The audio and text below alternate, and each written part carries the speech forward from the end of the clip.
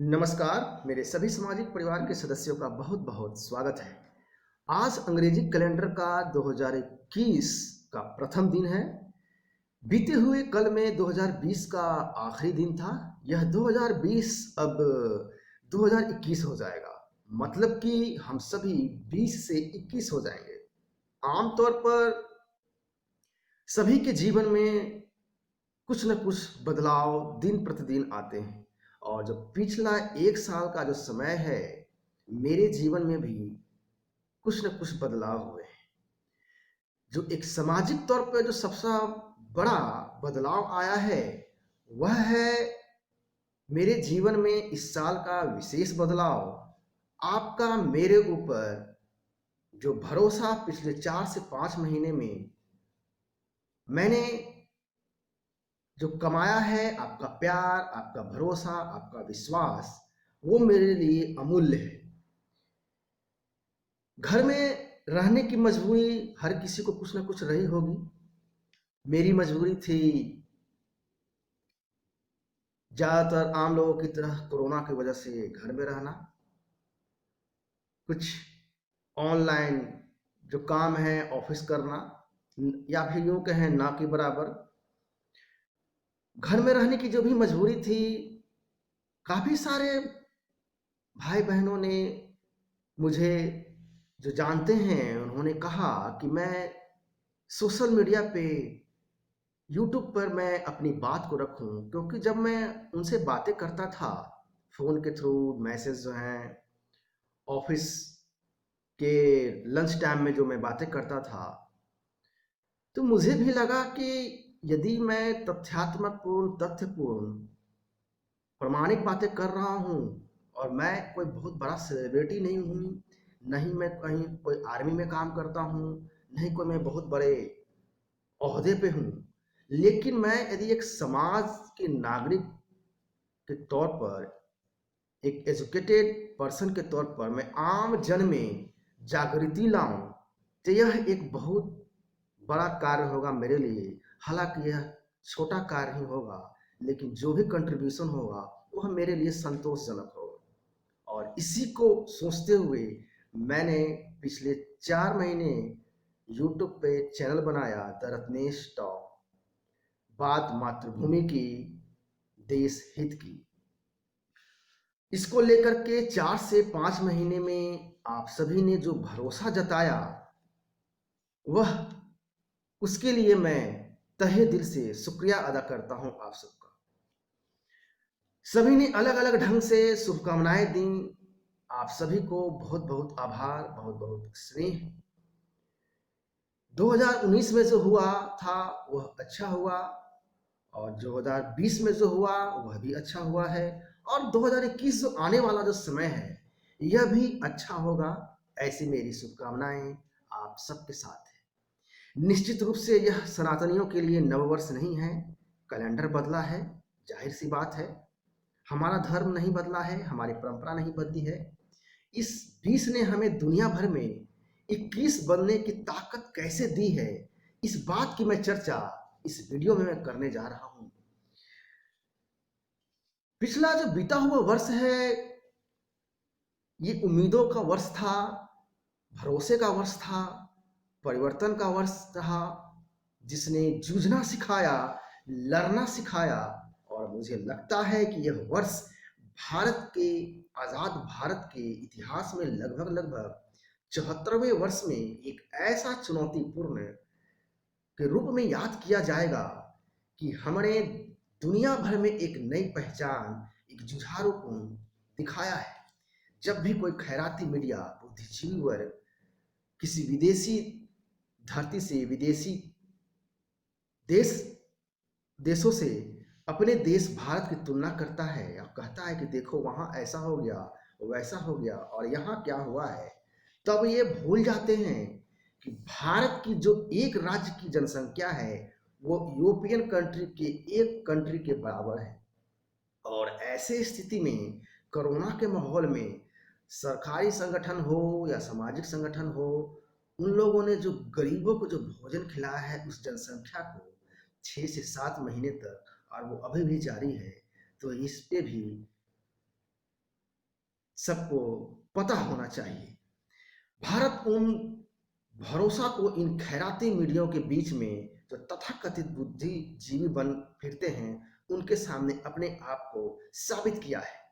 और इस पुण्य कार्य में भारत के वो जो करदाता हैं, उन्होंने योगदान दिया है। और हाँ, एक बात यह भी है कि करदाता से मतलब यह कोई भ्रम न पाले कि जो पैसा कमाता है एक स्लैब के ऊपर और जो कर देने के योग्य है, वही करदाता है। यहाँ करदाता हर कोई है, जो एक साबुन की टिकिया खरीदता है, जो एक गरीब, जो एक ठेले वाला, रिक्शा वाला शैम्पू का जो पाउच खरीदता है, वह भी कर देता है। जो सड़क पे, हाईवे पे जो पैदल चलता है, वह भी टैक्स देता है। आप सभी अलग अलग हिस्से में अलग अलग तरीके से करदाता है। करदाता वो हर कोई है जो कोई छोटी छोटी भूमिका में गिलहरी की तरह राम के लिए राम सेतु बनाता है। और सनातन धर्म ने हमें सिखाया है कि किस तरह से एक छोटी सी गिलहरी की भूमिका से राम सेतु बनाने में रही है, और जो आज भी हमारे बीच कायम है, हमें गर्व की अनुभूति कराता है। यूपीए की सरकार में जिस तरह से मौनी बाबा को रिमोट कंट्रोल से कंट्रोल करके पी चिदम्बरम के माध्यम से राम और रामायण को काल्पनिक बताने के लिए हलफनामा कोर्ट में दायर किया जाता है, लेकिन देश की जनता ने बताया कि तुम्हारा वजूद क्या है, तुम्हारा वजूद दो कौड़े की बराबर भी नहीं है। यह बदलाव का वो वर्ष है जब देश ने सपना देखा था कि राम मंदिर बनेगा। वो सपना जमीन पे उतरा और अयोध्या में भारत के प्रधानमंत्री श्री नरेंद्र मोदी जी ने उसकी नींव रखी। ये बदलाव का वर्ष है, ये परिवर्तन का वर्ष है, जो कई चुनौतियों को सामना लेकर के आया। ये परिवर्तन का वो वर्ष है जो परसेप्शन को, नैरेटिव को एक एक करके धाराशायी करता गया, काटता गया, तोड़ता गया। ये शाहीन बाग साजिश के तोड़ का वो वर्ष है जिसने हमें दिखाया कि तमाम षड्यंत्रकारियों पर नकेल कैसे कसते हैं। इस साल की जो शुरुआत 2020 वर्ष की जो शुरुआत थी, वो शाहीन बाग के साजिश से हुई, और अंत इसका किसान फर्जी आंदोलन से होता है, और इसके पर्दाफाश से भी होता है। इस बीच भारत ने क्या पाया और हमने क्या पाया, आइए इसको भी हम देखें। हमेशा उम्मीद, भरोसा पर ही हम जीते हैं। सामान्य जीवन यही है। हम अक्सर शुभकामनाएं ऐसे देते हैं कि आने वाला जो कल है आपका, वो बेहतर होगा, क्योंकि हर कोई इसी उम्मीद में जीता है। एक कर्मचारी जब 60 साल की उम्र में रिटायर होता है, तो वो पूरी जिंदगी कायदे से जी रहा होता है, अपने हिसाब से जी रहा होता है। लेकिन जब वो बाकी की जिंदगी और भी बेहतर से जीने की कामना लेकर के रिटायर होता है, क्योंकि हम सभी को हर पल यह उम्मीद होता है कि आने वाला जो कल है आज से बेहतर होगा। इसी सनातनी परंपरा के साथ मैं भी आशा करता हूं कि सभी का आने वाला जो वर्ष है आप सबके लिए बेहतर होगा आज से। ये जो 20 से बेहतर हमारा 21 होगा, इस भरोसे के साथ, क्योंकि इस 20 में जो विपदा थी उसमें बेहतरीन तरीके से लड़ा है हमने। हम लड़ाकू बने हैं, हम जुझारू बने हैं, और दुनिया को दिखाया है कि भारत क्या है। अब तक जो हमने हल्के में लेते थे हम सभी को, उन तमाम शक्तियों को हमने दिखाया है कि कैसे तुम इस विपदा में हमारे भरोसे जी रहे हो। दुनिया का शायद ही कोई कंट्री होगा जिसे भारत ने पैरासीटामोल नहीं खिलाया हो। इस विपदा के दौर में कोरोना का वैक्सीन नहीं आया, जब तक हमने इन दुनिया को कोरोना महामारी से लड़ने की उम्मीद जगाए रखा। अब जबकि भारत भी वैक्सीन बनाने की कगार पे है, तो उम्मीद करते हैं कि इस महामारी में एक बार फिर दुनिया को जीने की राह दिखाएगा। वर्ष 2020 ने हम सभी को बांधे रखा है, एक कड़ी में बांधा है, एक सूत्र में बांधा है।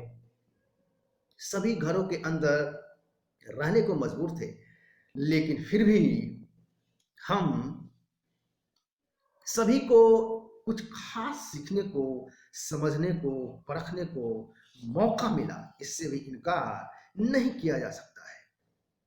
एक मानस के रूप में, एक देश के रूप में इस साल हमने मलेशिया को, तुर्की जैसे देश को, कश्मीर के मुद्दे पे हमने दुनिया को दिखाया कि हमारे खिलाफ खड़े होने का सजा क्या हो सकता है। हमने मलेशिया को दिखाया कि भारत जैसे देश ने तुम्हारे बाजार को खत्म करने की हैसियत रखता है। हमारे खिलाफ तुर्की जैसे देश को दिखाया कि इस्लामिक गठजोड़ और इस्लामिक गैंग बनाने की सजा क्या हो सकती है। हमने पाकिस्तान को उसके देश के अंदर ही बंधक बनाकर उसकी औकात दिखाई, उसकी हैसियत से एहसास कराया उसको। आज पाकिस्तान में जितनी कंगाली है, बदहाली है, गरीबी है, बदनसीबी में जी रहे हैं, शायद ही ऐसा कभी मौका रहा हो जो पाकिस्तान इतना मजबूर रहा हो। हमने उभरते हुए आर्थिक महाशक्ति चीन को उसकी औकात दिखाई है। एक ही दिन में 59 ऐप को बैन करके दुनिया को दिखाया कि चाइना को सबक कैसे सिखाते हैं, और इसी का अनुसरण फिर अमेरिका भी करता है, ब्रिटेन भी करता है।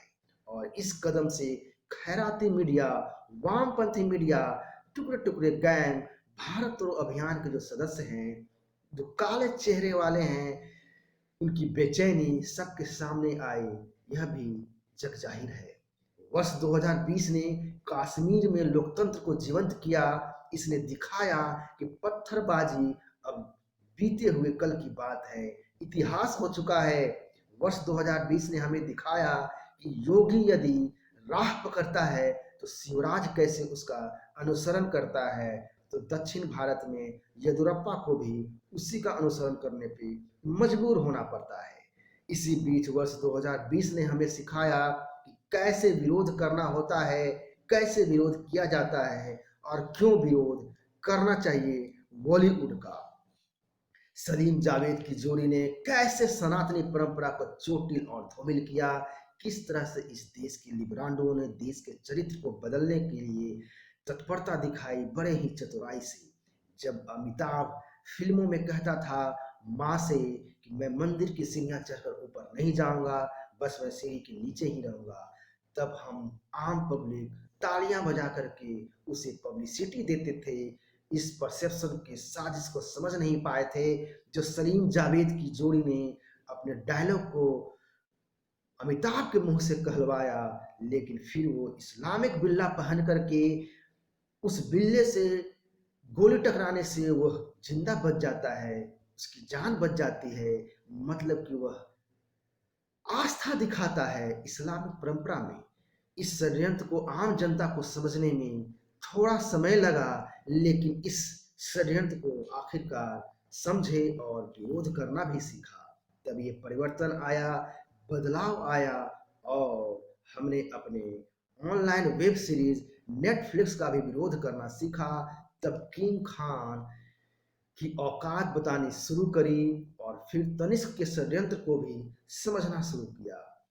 बॉलीवुड के अंदर सुशांत सिंह राजपूत के संदिग्ध मौत के बहाने ही उसका ड्रग का जो काला चेहरा है, नेपोटिज्म है, जो उसका बर्बरतापूर्ण रवैया है, वह आम पब्लिक के सामने भी आया।